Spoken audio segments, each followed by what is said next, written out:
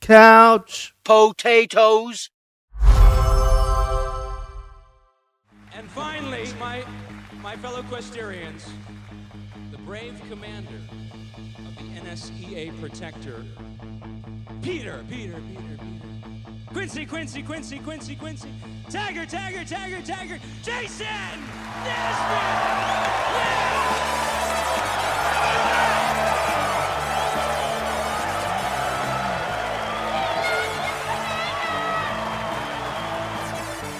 Never give up.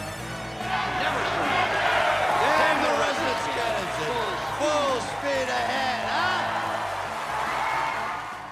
Hello and welcome to the Couch Potatoes podcast, presenting your hosts, Nova and Commodore.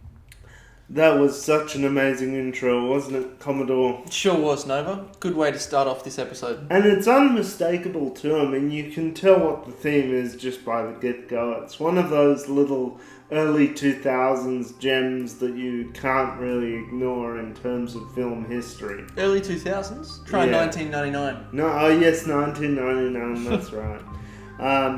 It's just one of those timeless gems that unfortunately got kind of pushed under the rug because of the fact that sadly Alan Rickman died, so straight away Galaxy Quest 2 kind of got put on the shelf. But I predict, this is my prediction for Galaxy Quest, as a future franchise, someone's going to pick it up in the next 10 years or something like that, and maybe just do a whole new cast. But hopefully that cast will do it justice. Yes. That's all I'm going to say about that. Yes, no, 100%. Now, before we get too far into talking about Galaxy Quest and the history behind it and where it could go, welcome to our listeners. Yes, welcome. Yes. We'll be having a general discussion about Galaxy Quest, what we liked, what we didn't like. This is one of Commodore's favourite movies, isn't it? It's one of Nova's favourite movies. Sorry, certainly. yes, Nova, I'm Commodore. Yes, we often get mixed up with our code names. Yes. This is one of my favourite films because it's got one of the best mottos ever, and it's one that I think Someone versus the World. You were telling me about this movie.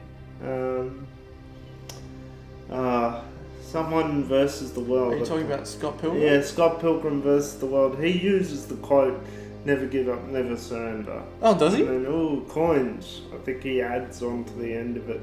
Right, okay. Yeah, no, So, that's news to me. I'm not too familiar with it. He obviously made reference to the movie for some reason. Yes. And it is a good quote. I mean, it's a very positive movie and it's a good family film.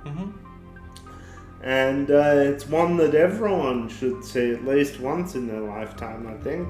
Yes, now you were the one to show me this movie, actually, because I hadn't seen it before. I knew that it was a spoof. I knew that it was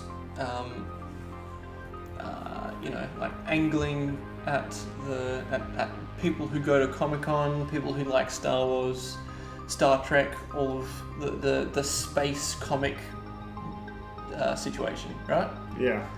So I knew that that's what it was about, but it was more of a love letter to those people and that style of cinema and that whole environment than I expected it to be. I thought it would be far more of a spoofy spoof than a loving spoof. It was like, it wasn't necessarily making fun of the people who go there or roasting them. It was actually affectionately picking them up and giving them a great big hug for being the wonderfully goofy middle class, or I don't know, being the goofy people that they are. Yes, 100%. And now a word from our sponsor, me, a representative of Kooy Games. While you're listening, if you like what you've heard so far, be sure to check out our YouTube channel, where we discuss a wide range of topics from Yu-Gi-Oh! To reviewing the latest gadgets, and everything in between. If you are intrigued by the concept of a Geek Olympics, then look no further. We have created events including sumo wrestling, lightsaber battles, and much, much more. Be sure to check out our Geek Olympics. Also, if you have a product you would like us to review, please contact us at kooygames@gmail.com. Now, back to the couch potatoes. Right, shall we get stuck into the movie? Yeah, let's get stuck into the movie. Alright, so you tell me, what is this, because obviously you saw this relatively early on when it came out-ish. Yeah. So how'd you grow up with it? What was it for you? Funny story, my brother was actually the one who introduced it. Mm-hmm. I think he went and saw it at the movies first, Mm-hmm. and then he brought it home on DVD, and that was his DVD. Yeah. And then when he moved out, I think he left it behind. But winding back, I saw it when I was like 8 or 7. I can't remember. It's quite a tame film, but the only thing that really freaked me out about it wasn't the alien commander, which is what you would think would scare the living daylights out of me. It wasn't that. It was the devil children on the desert planet. yeah, that's fair. So the devil children gave me a bit of a fright. Every time they came on, it made me jump. Yeah. You know, I think if I had seen it, if I was 7 or 8 years old, I think the bit that would have scared me the most was actually how they get wrapped in like this this gooey substance, and then they're just transported across the galaxy. Really, that would have scared you. I always thought that bit was cool. It was very cool, but I mean, you don't know this about me actually. When I used to watch The Wiggles, when I was watching The Wiggles growing up, right?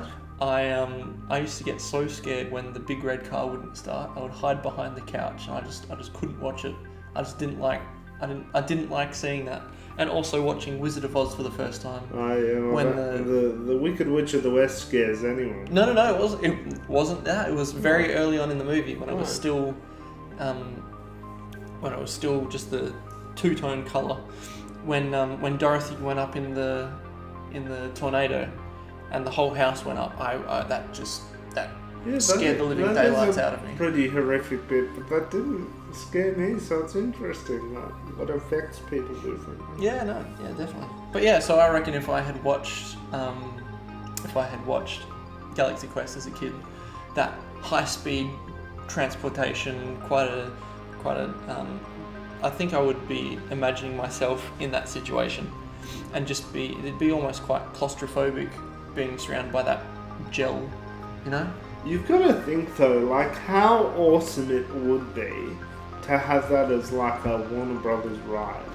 That would be really cool. You've been shot up into this tube where all around you is like the visuals of you going through space. So there's like a hologram thing and all the visuals going through space, and you're just being shot up into this tube, and then you're basically flying through space. Yeah, I think you're onto something. You might have to patent it. Yeah.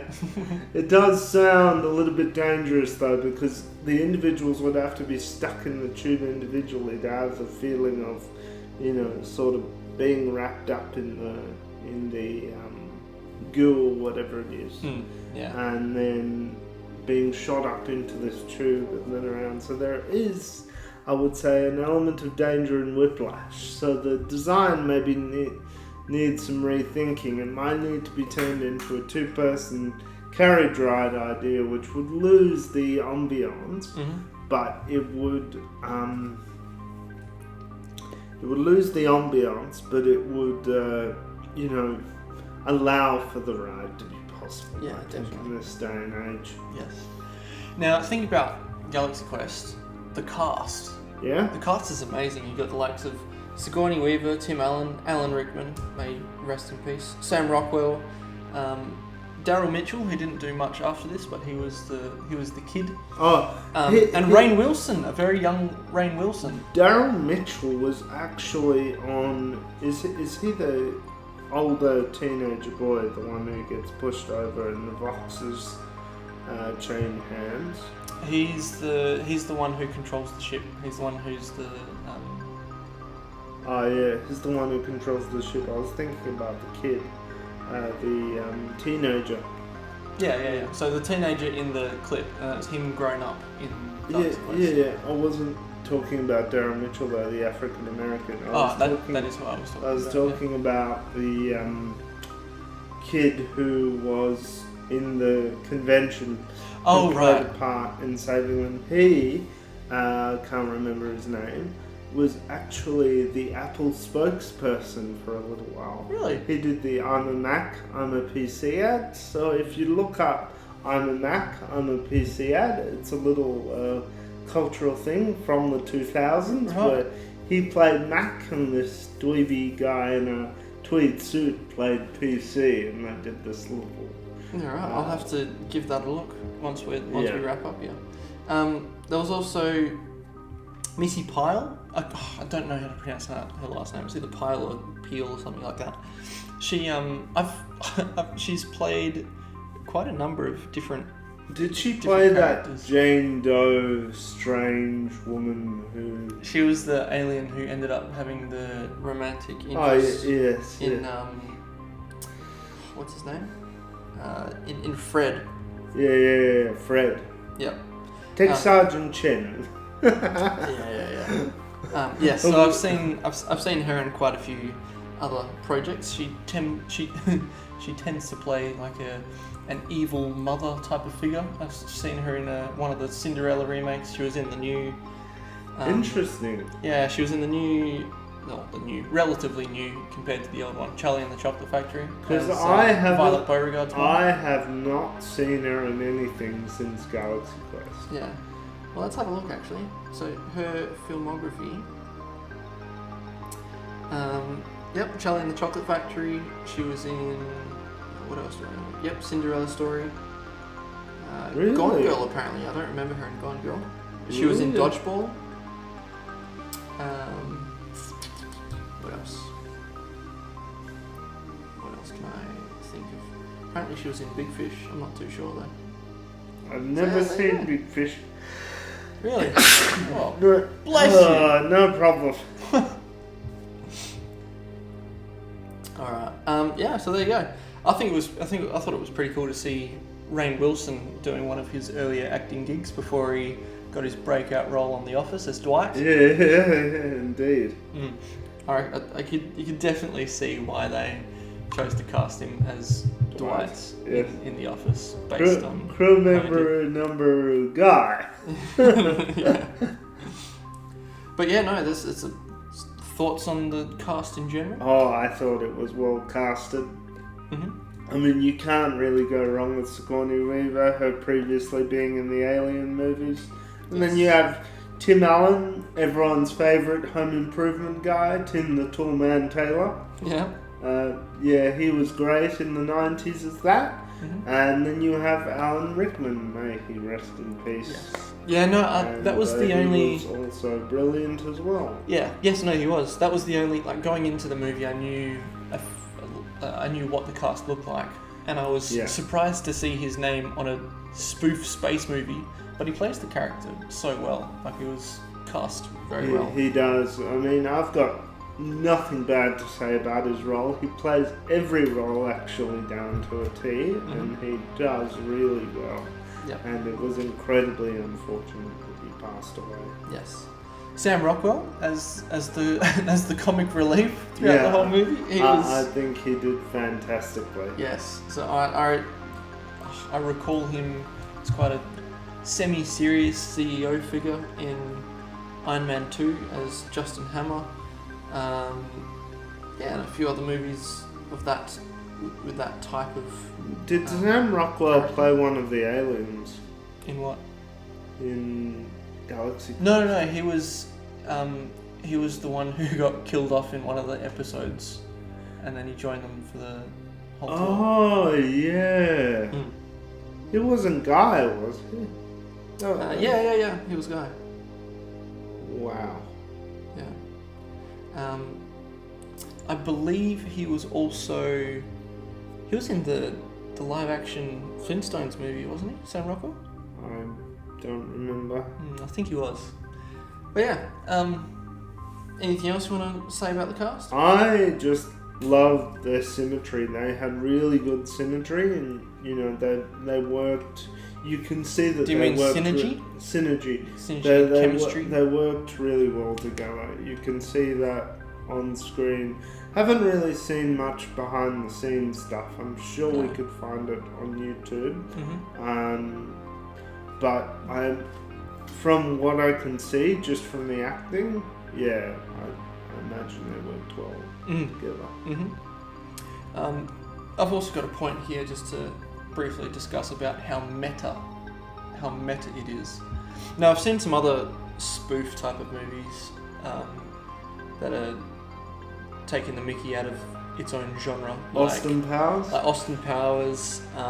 We're halfway through Spaceballs, but that is more of a spoof than this is. Just like Tropic Thunder, Basketball, that whole subgenre of movies of spoof, like it's the scary movies, the scary movies. Yeah. There's a high school movie with Chris Evans. That was an era. The scary movies were an era. Yes. They're never to be repeated. But no, like The Naked Gun as well. Like Yeah. they're all very spoofy, quite meta in that way. But I'd say in comparison, this wasn't as meta. Like it was.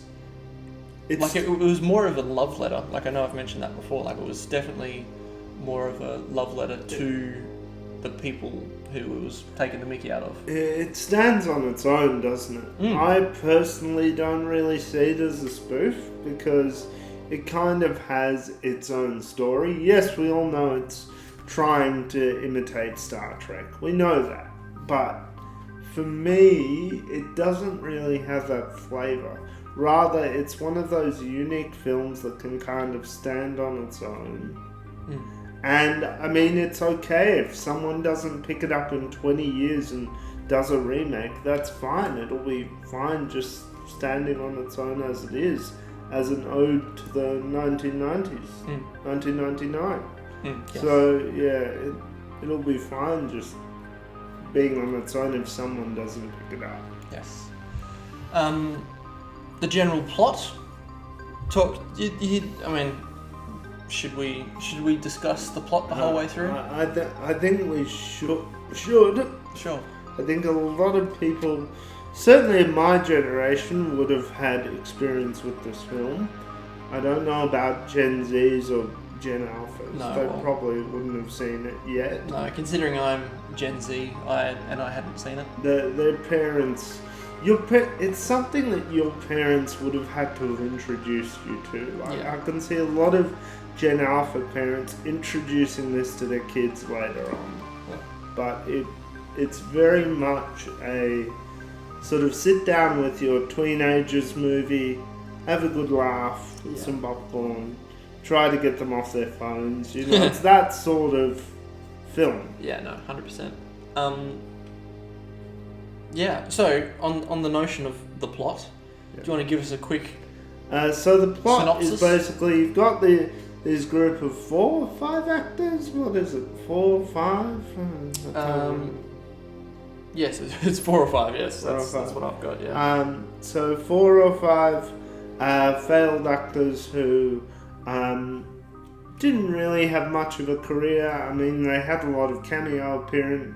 They had a lot of appearances at conventions and at different places, and they were just trying to milk their endorsement deals for all their worth, like a lot of content creators. I think a lot of content creators are the same. Yeah. In that, they all try and milk their endorsement deals and go to conventions in flipping America and, just sit there on a panel and just meet and greet people the same as celebrities would, but that's how they survive. That's their bread and butter. Very similar to these guys in that that's how they survived. I thought it was quite interesting as well to see Tim Allen's character, Jason Nesmith, as the one who was really getting into it. Like he clearly thoroughly just enjoyed the fandom Yeah, and he did. enjoyed playing that character. Whereas everyone was kind of tired of doing the same thing, in, out. You know, they wanted to move on, they wanted to be actors, they wanted to move upwards with their careers. Yes, and then they all, in the movie, they run into people who they think are fans, but it turns out they're an alien race. Yeah, indeed. Keep going. Termites or Dalmatians. Yeah, keep going with take us home with the plot from there. Keep going. Take us home with the Dalmatians. So there's Thermians. Yes. They're actually called Thermians, not termites or Dalmatians. Although you'll get the reference if you watch the movie. These Thermians have a very strange voice. I'll try and do it.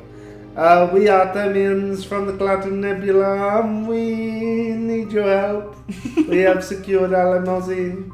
That's quite accurate. That's very good. That's very well done. And my father, my dad, was saying that someone at work who was from India sounded exactly like that, and he tried so hard not to smile. Yeah. He sounded so much like a Thermian, it was not fun. So then they ship Tim Allen's character out to their ship. Yes, indeed. So he is officially shipped out to space. Keep us going. And he is kind of sort of skeptical. He's not quite with it because he's had a lot to drink and is hungover, and he just sees this as another 5-minute gig where he says something and the fans go wah, and then he leaves. But it's much more than that. He sits down in a realistic captain's chair and communicates with an alien. He thinks this is all just clever graphics and effects, but it's more than that. He is dealing with reality here, and he has to confront it. And then when he comes back to Earth, his friends don't quite believe him, and they think he's loaded or full of bull or full of drugs or whatever. And then when they realize that he is telling the truth, that's when the story really starts, and that's when you start to see things unfold. My favourite bit, and it's one of the pivotal points in the movie, is when they all arrive in those pods for the first time, and then the Thermians come in. And then you really know, okay, this is happening, this is real, they're not all on some acid trip. This is actually the defining point in the film where they all begin to come together. Another scene of note that I want to mention is when the ship starts to go out of port. That is kind of the big scene of adventure. The music plays, there's a crescendo, you can feel that everyone's full of hope and adventure, and then Alredo, whatever his name is, aka Tommy Webber, aka Daryl Mitchell finally gets out of the spaceport, and they head off into the unknown for their adventure, and that is really where things start to get interesting. I don't know, well, what do you think was the pivotal point with the film in your eyes? I think you've covered the pivotal side of it. I think what epitomizes that it is very much a love letter to these fandoms, like the fandoms of Star Wars and Star Trek and Dune and all of those sci-fi spacey type of movies, franchises. Yes, franchises. When they're trying to make their way through the ship, but they don't know the way, and they call one of the fans back at home who knows the whole series front to back, just knows the inside outs of the plot and everything, and calls Earth basically to get an idea of where to go, how to get there. So I thought that was really cool, just using the fandom and respecting how how much nerdiness there is around these type of And topics. you know what they're I dealing. thought that was really cool. And what they're dealing with as well. I mean, like, you can learn Elvish or Valerian. These people spoke a language. I think they also, you know, had their own nerdiness as well, where they knew every inch of that ship. Mm-hmm. They even had detailed blueprints of the areas of what fans thought the inside of the ship actually looked like. And lo and behold, the real ship was exactly correct, according to the fans' blueprints. Yes. So everything was kind of running off what the fans thought. Yeah. It would be the ultimate fan service for any fan of any franchise to find out that what it was actually based off was something real. Yes. No. 100%. Yeah. Absolutely. Yeah. What did you think about the effects and the graphics? Like, I think for 1999 they were very strong. yeah, they were. Unfortunately, there is a movie that came out in 1999 that revolutionized CGI and graphics. Okay, what was Which, that? unfortunately, just the fact that it came out in the same year, this movie just completely revolutionized CGI and graphics, unfortunately puts this movie to shame a little bit in that department. You're comparing it to The Matrix. I am comparing it to The You Matrix. can't compare them, they're two completely different films. No, I know, but in terms of the CGI and graphics, I mean, it was The groundbreaking. The slow motion and the wall running. I think people were very, just digressing for a second here from Galaxy Quest. Sure. I think people were very impressed with the wall running and the slow motion back movements and whatever that was. Yeah, I think that was the main reason, and the soundtrack. I mean, using Rob Zombie's Drugula Yes. in the scene with the nightclub, and then using Club to Death in that scene where they're walking through the crowd. I think or the Kung Fu scene, that was when you saw like the, you know, pivotal points of that movie and how the graphics was revolutionary for that period. It was also the way that they shot it as well. But I think, bringing us back to Galaxy Quest, I think what I really liked about Galaxy Quest is just the love. I mean, they weren't intending on making it this masterpiece, No. but over the years, especially with millennials, it was really something that everybody got behind and understood the strong message. I just hope that the Gen Alphas will get to experience it one day from their parents and get to experience the same warmth. Well, I mean, with a 7.4 on IMDb and a 90% Rotten Tomatoes, it's at least a cult classic. Yeah, it is. It is. I mean, everybody should watch it. Yeah. I mean, it's on Disney Plus. You can't beat it. It can't be beat. It literally can't in its own way. I mean, if I have to compare it to Spaceballs, if which film I want to show my 8-year-old son, I think we're going to go with Galaxy Quest. Thank you very much. Yeah, no, Good that's night. fair. It is definitely a lot more family fun than Spaceballs. Yeah. All right. How would you say, keeping all this in mind, walk me through your review of Galaxy Quest? I am just going to say these 3 simple words. Just these words. 10 out of 10. For me, the graphics were okay for their time. Everything holds up 26 years later. There's no scene that looks out of date or no line that is a bit politically incorrect in today's society. Although those things personally don't bother me, they bother other people, of course, and that's fine. But I don't think there's anything in that movie people can snub at. And people can go, oh, that's not really something we do today. And, you know, like, you can't really look at that film and not think it's timeless. Yeah, no, absolutely. I think it's the way it talks about fandoms and well, since this coming out 26 years ago, there's been almost 40 Marvel movies, and that's got quite a fandom, and that behaves very similarly to the way all this does. So I'd say that the themes and all that hold up very, very well.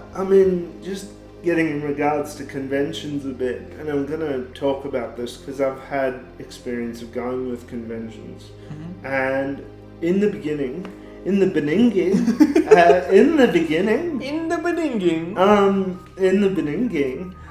conventions were, shall we say, somewhat of a, alternative thing people did. Yeah. It was something that nerds did. They were usually organised by very small community groups, very small budgets, Mm-hmm. who would scrape things together, usually by one individual. But now we have the Crunchyroll Expo, and we used to have the Anime Lab Expo years ago, and that was when franchised sort of conventions started to happen, and the money really started flowing, and it became sort of a thing. Back in the 1990s, it was definitely sort of a niche pastime and interest. Yeah. It wasn't as big as it was today. Yeah, because now we have people going to San Diego for the San Diego Comic-Con. Yes. Which is just insane. Like, I would love to go to the San Diego Comic-Con and just sit in on a Hall H presentation. Yeah, and you'd be lucky enough to get into one of the cosplay competitions, because I imagine entry to be able to participate would be fierce, limited. Yes, no, 100%. But yes, back onto your review. Getting back to my review, I just think they captured the whole environment and ethos of conventions personally, and these people who actually go to conventions don't get paid a lot of money.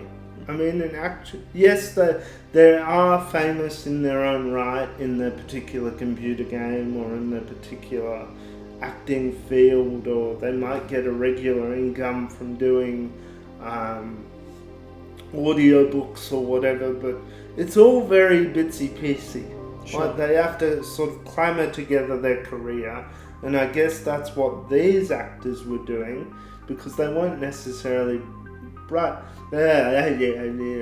they weren't necessarily Brad Pitts or Sarah Michelle Gellar's, or actors that have had these long, illustrious careers. They weren't Tom Cruises. No. So they had to sort of piece together, doing gigs on the side to be able to sustain what they love to do. Yeah. So all in all, 10 out of 10, perfect movie, 10 wouldn't change anything. Wouldn't change anything. What about you? Yeah, look, I mean, it's as good as it's going to get. Be careful, you're dealing with a childhood favourite of mine. No, I know. No, I mean, I thoroughly enjoyed it. It's a master of the spoof genre, but I don't think spoofs in general, I don't think I rate them very highly. Yeah. At this stage, I'd say Tropic Thunder and Basketball are two of my favourite spoofs. Well, everyone has their favourite. Yeah. So I'm not having this I'm not holding this one with such high regard. I'll put it at a similar level to Basketball. Very different style of spoof, but I'll give it a 7 out of 10. Oh, that's good. That's good. I mean, Will Ferrell was also very good at spoofs as well, but his spoofs were kind of his own thing. Like, for me, I think, just digressing slightly with him, that Blades of Glory was also a good one, and his most famous one, Zoolander. Yes. Which I think was a bit of a dig on the fashion industry and how ridiculous it can be. Yes, at no, times. absolutely. Yes, no, I thoroughly enjoyed that. That was a good movie, actually. Right, anything else you want to add? No, nothing so far, so I think we can close it off there. Fantastic. Thanks, guys, for tuning in, and keep gaming on, Kooy style. Thank you all. Don't forget to like and subscribe, and we will see you on the next episode. See ya. Bye. Couch Potatoes.